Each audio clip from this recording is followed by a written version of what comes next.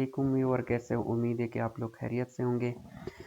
आज हम DMs channel पर आप लोगों के लिए एक और वीडियो लेके आए हैं जिसमें हम एमएस एक्सेल से रिलेटेड कुछ बेसिक फार्मूलाज के बारे में आप लोगों को बताएंगे।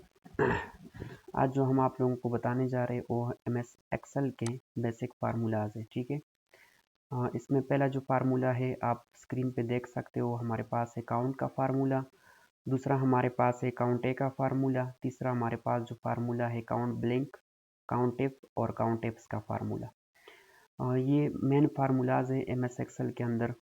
जैसे हमारे पास और भी हम सम सीक्वेंस से रिलेटेड भी फार्मूले आप लोगों के साथ शेयर करेंगे, लेकिन आज का जो हमारा लेक्चर है वो काउंट सीक्वेंस फार्मूलों के ऊपर है। ठीक है, सबसे पहले काउंट फार्मूले का काम क्या होता है। एमएस एक्सेल में काउंट फार्मूले का इस्तेमाल हम इस तरह करते हैं कि हम रिकॉर्ड के अंदर जो हमारे पास कोई भी रिकॉर्ड बना होता है, जैसे मैंने यहाँ पे एक रिकॉर्ड ओपन किया, जैसे स्टूडेंट्स रिकॉर्ड मैंने ओपन किया। ठीक है, अब मैंने ये चीज़ें काउंट करनी है कि हमने हमारे जो ये शीट बना हुआ है, ठीक है, ये जो शीट हमारे पास है इसमें हमारे पास कितने सेल के ऊपर, मतलब जितने सेल्स पे हमने काम किया हुआ है कितने सेल के ऊपर हमने नंबर्स डिजिट एंटर किए हुए हैं। अगर हमने ये देखना हो कि हमने कितने सेल के ऊपर डिजिट एंटर किए हो तो इसके लिए हम फार्मूला यूज़ करते काउंट का फार्मूला। काउंट फार्मूला हम ऐसे यूज़ करते हैं, एक्सेल में हमेशा फार्मूले का स्टार्ट जो होता है वो इक्वल से होता है। ठीक है, इक्वल टू काउंट। ठीक है, दूसरी बात ये एक्सेल में फार्मूला याद करने की ज़रूरत नहीं है। आप जो ही यहाँ पे फार्मूला स्टार्ट करते हो, ठीक है, आप जो ही इक्वल लिखते हो यहाँ पे, ठीक है, यहाँ पे जब जो ही हम इक्वल लिखते हैं, इक्वल, ठीक है, सी ओ लिखते हैं तो सी ओ से रिलेटेड फार्मूला नीचे एक लिस्ट ओपन हो जाते हैं। जैसे मैंने सी ओ यू लिख लिया तो आप देख सकते हैं काउंट सीक्वेंस फार्मूला। इसमें अगर आपने काउंट ए लेना है, काउंट जो हमारे पास एरो की से उस पर आप अप डाउन आ सकते हो। बहरहाल हमने काउंट पे गया, टैब का बटन दबाते हैं, जो ही टैब बटन दबाते तो आप देख सकते हो फार्मूला ऑटो खुद बहुत स्टार्ट हो गया। अब हमने जिस एरिया में मालूम करना है कि हमने कितने सेल के ऊपर डिजिट एंटर किया हुआ है, ठीक है, तो हम उस एरिया को सेलेक्ट करते हैं। यहाँ से मैंने इनको सेलेक्ट किया और मैंने जो ही सेलेक्ट किया इंटर करता हूँ तो इसने ऑटोमेटिकली बता दिया कि टोटल 45 सेल के ऊपर हमने इस रिकॉर्ड के अंदर डिजिट एंटर किए हुए हैं। अगर मैं यहाँ से फॉर एग्जांपल नंबर को हटा दूं, जैसे मैंने इसको भी हटा दिया, ठीक है, जैसे मैंने इसको भी हटा दिया, जैसे इसको हटा दिया, तो आप देख सकते हैं मैं जो ही नंबर डिजिट हटा रहा हूं तो आप हमारा जो रिजल्ट काउंट फार्मूले का आया हुआ है वो कम हो रहा है। ठीक है, तो काउंट फार्मूला रिकॉर्ड के अंदर डिजिट काउंट करने के लिए, अगर आप एक रिकॉर्ड बना लेते हो, ठीक है, और आप चाहते हो कि इसमें हमने कितने सेल के ऊपर नंबर एंटर किए हुए हैं वो हमने काउंट करना हो, तो उसके लिए काउंट का फार्मूला इस्तेमाल होता है। और काउंट फार्मूला इसलिए भी इस्तेमाल काफ़ी सारी चीज़ों के लिए इस्तेमाल होता है। जैसे हमने यहाँ पे टोटल पीस लिखे, अगर हमने ये देखना हो कि हमने टोटल कितने सेल के, तो यहाँ पे भी आप काउंट फार्मूला, मतलब आपने नंबर गिनने के लिए, काउंट करने के लिए काउंट फार्मूला इस्तेमाल करना होता है। इसके बाद नेक्स्ट जो हमारे पास दूसरा फार्मूला है वो है काउंट ए का फार्मूला। ठीक है, काउंट ए फार्मूले का काम क्या होता है। काउंट ए फार्मूले का काम ये होता है कि जैसे मैंने अब यहाँ पे एक रिकॉर्ड बनाया हुआ है, ठीक है, मैंने ये देखना है कि मैंने टोटल कितने सेल के ऊपर डेटा एंटर किया हुआ है। ठीक है, टोटल कितने सेल के ऊपर मैंने डेटा एंटर किया हुआ है, तो उसके लिए हमने क्या करना होता है, इसके लिए हमें फार्मूला यूज़ करना होता है काउंट ए का फार्मूला।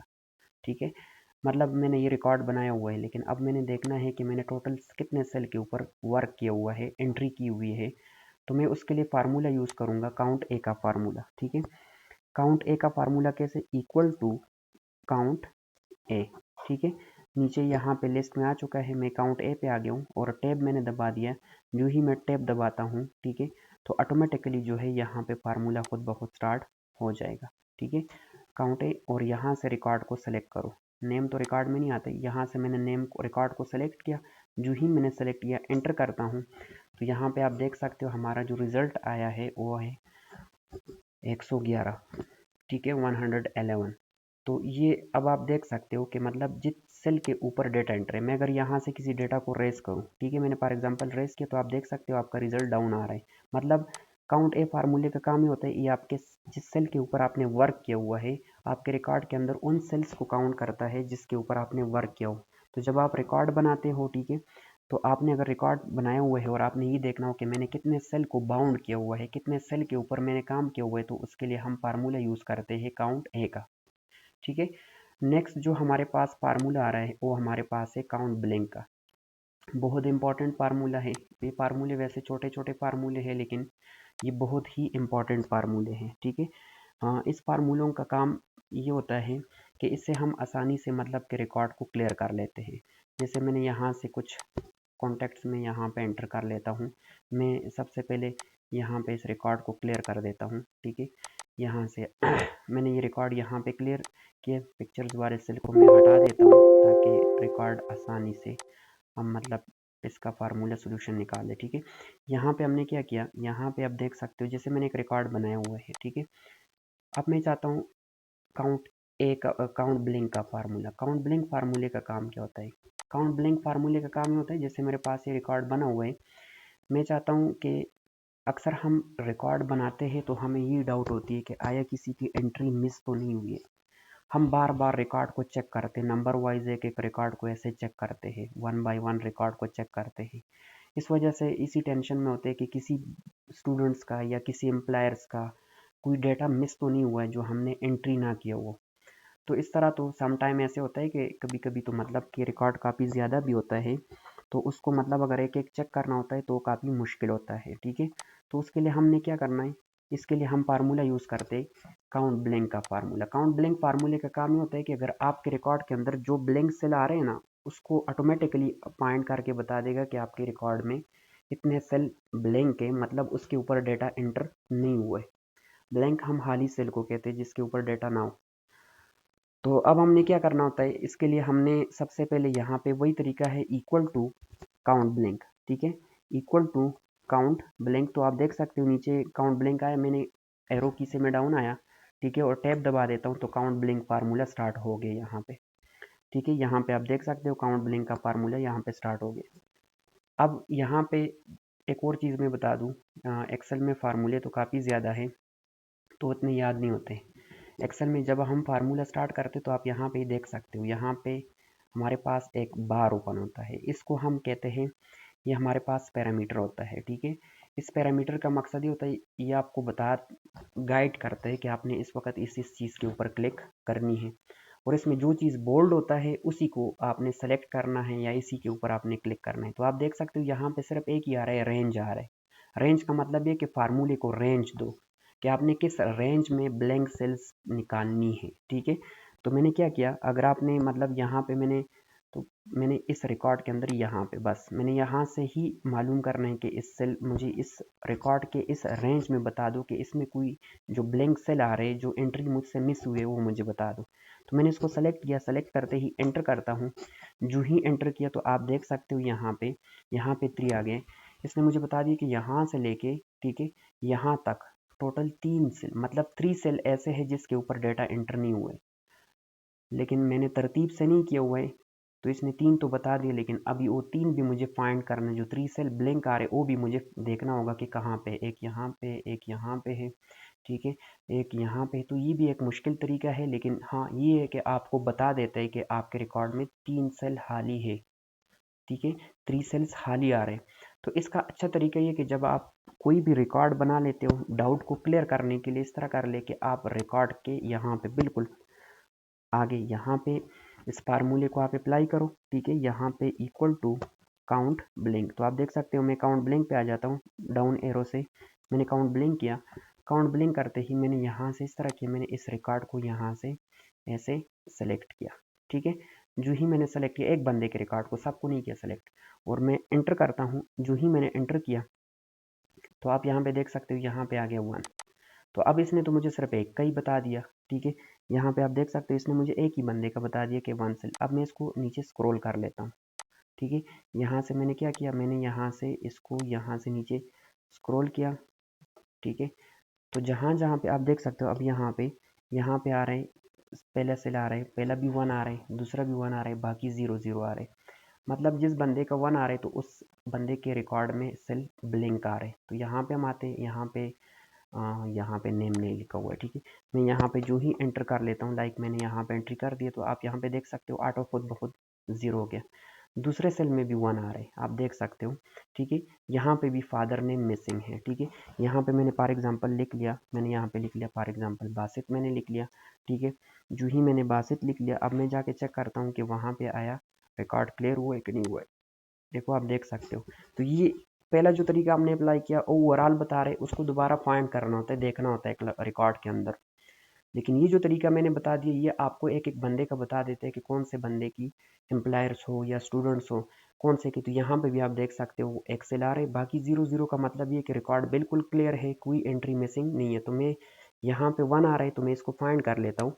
मैं यहाँ पे आता हूँ, जो ही मैं यहाँ पे आ गया हूँ, तो आप यहाँ पे देख सकते हो। ठीक है, जो ही मैं यहाँ पे मैंने फॉर एग्जाम्पल एंट्री कर लिया, तो देखो ये भी 0 हो गया। तो मतलब 0 0 का मतलब ये रिकॉर्ड मुकम्मल तौर पर क्लियर आ रहा है। तो काउंट ब्लैंक का मतलब ये होता है फार्मूले का कि ये आपके रिकॉर्ड के अंदर ब्लैंक सेल निकालता है। जब आप रिकॉर्ड कंप्लीट कर लेते हो और आपको यही डाउट होता है कि आया इस रिकॉर्ड के अंदर कोई मिसिंग तो नहीं हुई है, किसी बंदे की एंट्री मिस तो नहीं हुई है, तो आप इस तरह कर लो कि आप रिकॉर्ड के ऊपर काउंट ब्लैंक का फार्मूला इस्तेमाल करके आपको अंदाज़ा हो जाएगा, आइडिया हो जाएगा, आपको बता देगा कि इस रिकॉर्ड के अंदर कितने सेल और कौन से सेल और कहाँ पे ब्लैंक आ रहे हैं। ठीक है, इसके बाद नेक्स्ट हमारे पास जो दूसरा फार्मूला आ रहा है वो हमारे पास आ रहा है काउंट इफ का फार्मूला। ठीक है, count if formula single condition के लिए इस्तेमाल होते हैं। ठीक है, सिंगल काउंट कंडीशन के लिए हम यूज़ करते हैं। पहले तो ये कि काउंट सीक्वेंस फार्मूलों की कंसेप्ट को समझना है, क्योंकि काउंट फार्मूले का काम होता है चीज़ों को काउंट करना, प्लस नहीं करना, काउंट करना। हम प्लस किसी चीज़ को जमा करना हो तो उसके लिए हम यूज़ करते हैं सम सीक्वेंस के फार्मूले। काउंट का काम होता है गिनना और सम का काम होता है जमा करना। तो काउंट इफ का काम क्या होता है, ये सिंगल कंडीशन के अंदर काम करता है। थोड़ा हमारा यहाँ पे टाइम लगेगा, लेकिन इसको मैं पूरी डिटेल के साथ बता देता हूँ। अगर आप लोग यहाँ पे देख ले, मेरे पास इस रिकॉर्ड के अंदर कुछ कंडीशंस मतलब ऐसे है, लाइक जेंडर, कोर्स, ठीक है, और फीसिस, और एडवांस तो है सेम आ रहे, सबके 2000 आ रहे हैं। लेकिन ये दो ऐसे कंडीशन है, कोर्स और जेंडर, जिसमें डिफरेंट चीज़ें हैं, जिसमें मेल भी है और फीमेल भी है। ठीक है, इसमें मेल भी आ रहे, इसमें फीमेल भी आ रहे। ठीक है, और अगर आप कोर्सेज में देख ले तो इसमें भी डिफरेंट कोर्सेज है।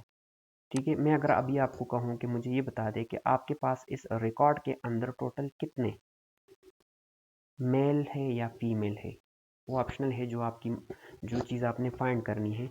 मैंने फॉर एग्जांपल इस रिकॉर्ड के अंदर ये फाइंड करना है कि टोटल मेल कितने हैं। तो अभी अगर आपको काउंट इफ फार्मूला नहीं आता है तो आप क्या करोगे, आपने फॉर एग्जांपल इस तरह करना है कि गिनना है 1 2 3 4 5 6 इस तरह। अगर रिकॉर्ड आपके पास फॉर एग्जांपल 1500 का हुआ या 15000 का हुआ तो फिर उसके लिए आपको बहुत टाइम लगेगा। तो इससे बेहतर ये कि आप यहाँ पे फार्मूला यूज करो काउंट इफ का, इक्वल टू काउंट इफ। तो आप देख सकते हो काउंट इफ फार्मूला के टैब दबा दे, खुद ब खुद फार्मूला स्टार्ट हो जाएगा। पैरामीटर में आप देख सकते हो इसमें बोर्ड आ रहा है रेंज, वो कह रहा है कि रेंज दो, रेंज। तो मैंने यहाँ से क्या किया, मैंने यहाँ से सेलेक्ट किया इस रेंज को, ये सेलेक्ट हो गया। अब आपने सिंगल कामा, ठीक है, सिंगल कामा। अब मांग रहा है आपसे क्राइटेरिया कि आपने जो रेंज सेलेक्ट किया हुआ है इसमें आपको क्या चाहिए, मतलब आपने इसमें कौन सा जेंडर आईडी देखना है, मेल देखना है या फीमेल। तो मैंने इसमें मेल का रिकॉर्ड देखना है, तो मैंने किसके ऊपर क्लिक किया, मैंने मेल के ऊपर क्लिक किया। ठीक है, कोई भी मेल पे क्लिक कर सकते, लाजमी नहीं कि फर्स्ट पे करना है लास्ट पे करना नहीं, बस सिर्फ उसको मेल जहाँ पे भी ले मेल में। और मैं जो ही एंटर करता हूँ, एंटर करते ही आप देख सकते हो रिजल्ट में आ गया, इसमें टोटल 5 मेल है। ठीक है, अब आप लोग कहोगे कि मेल तो ज़्यादा लिखे हुए आ रहे, इस वजह से कि यहाँ पे कुछ मेल जो है उसका स्पेलिंग मिस्टेक आ रहा है। ठीक है, यहाँ पे देख सकते हो इसमें स्पेलिंग मिस्टेक आ रहे हैं। ठीक है, यहाँ पे मैं फॉर एग्जांपल इस तरह कर लेता हूँ, इसको ठीक कर लेता हूँ, तो आप देख सकते हो यहाँ पे आप जो आ रहे एक्स ज़्यादा हो रहा है। ठीक है, स्पेलिंग मिस्टेक ना हो, अगर स्पेलिंग मिस्टेक आपके वर्ड में आ रहा है तो फिर मतलब वो नहीं बताएगा जो सेम स्पेल है। ठीक है, ठीक है, यहाँ पे आप देख सकते हो इसने ऑटोमेटिकली आपको बता दिए। ठीक है, कि आपके पास रिकॉर्ड में कितने मेल आ रहे हैं। अब मैं दोबारा अप्लाई कर लेता हूँ, मैंने for example female record found करने करनी, तो मैं कोर्सेज पे यूज़ कर लेता हूँ।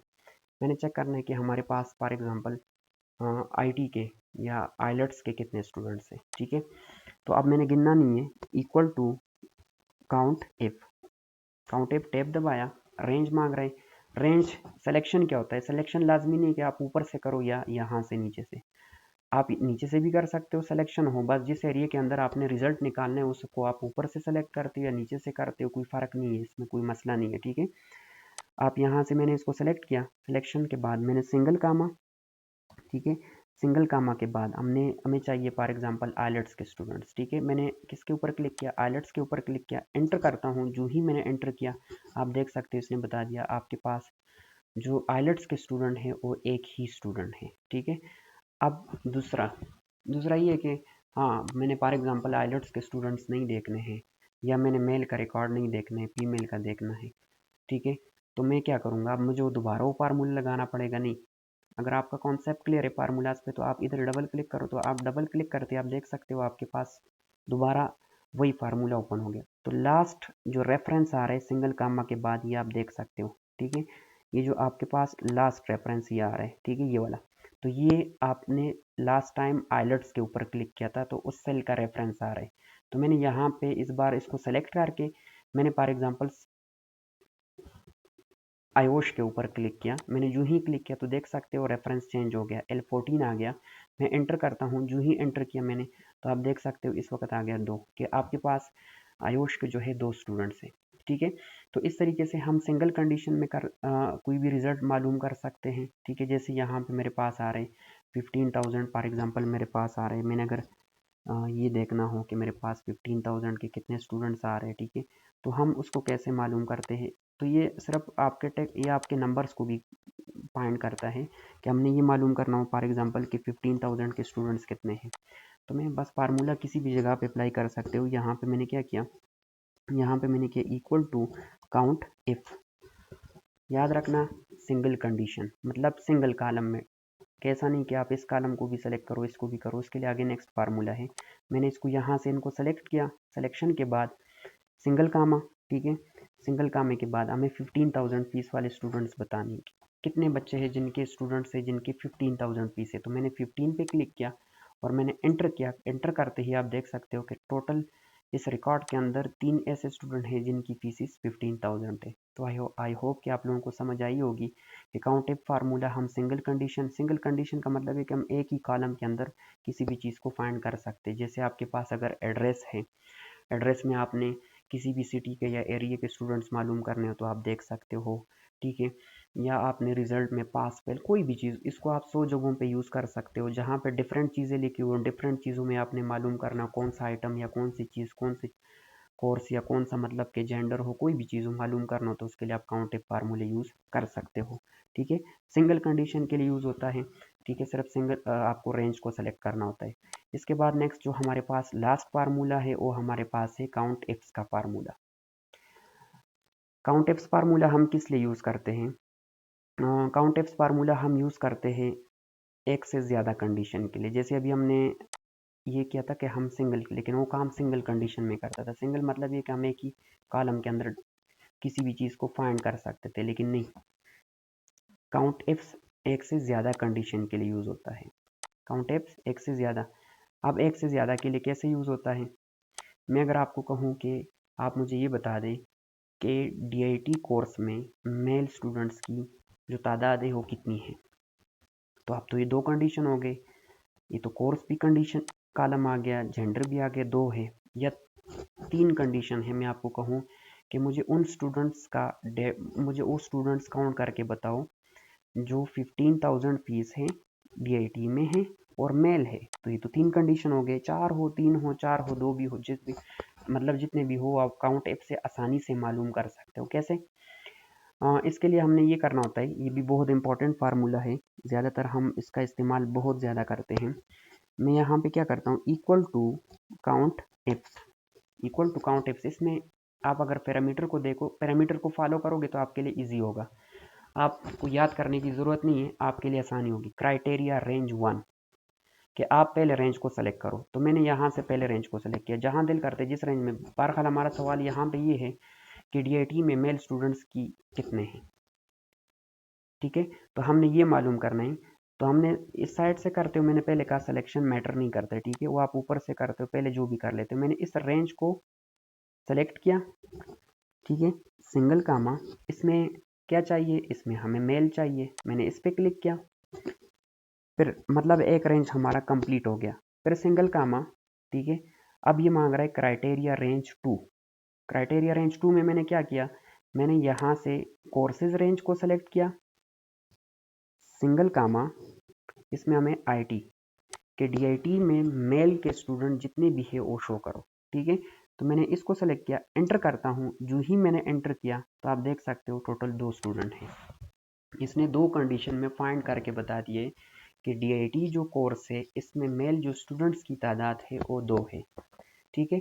अगर आपने 3 कंडीशन करना हो, आसान तरीका है, 3 कंडीशन हो, 4 हो, ठीक है।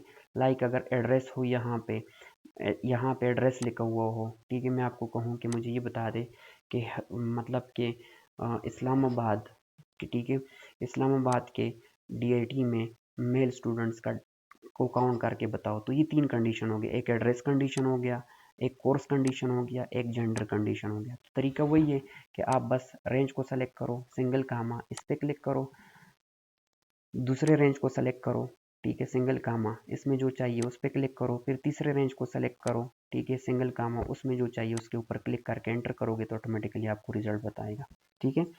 तो इंशाल्लाह उम्मीद है कि आप लोगों को काउंट सीक्वेंस की फार्मूलों की समझ आई होगी, ठीक है। फिर भी अगर समझ नहीं आई तो आप लोग मुझसे कमेंट में पूछ सकते हो, ठीक है। Thank you so much for the watching. इंशाल्लाह नेक्स्ट लेक्चर में मिलते हैं। Thank you so much.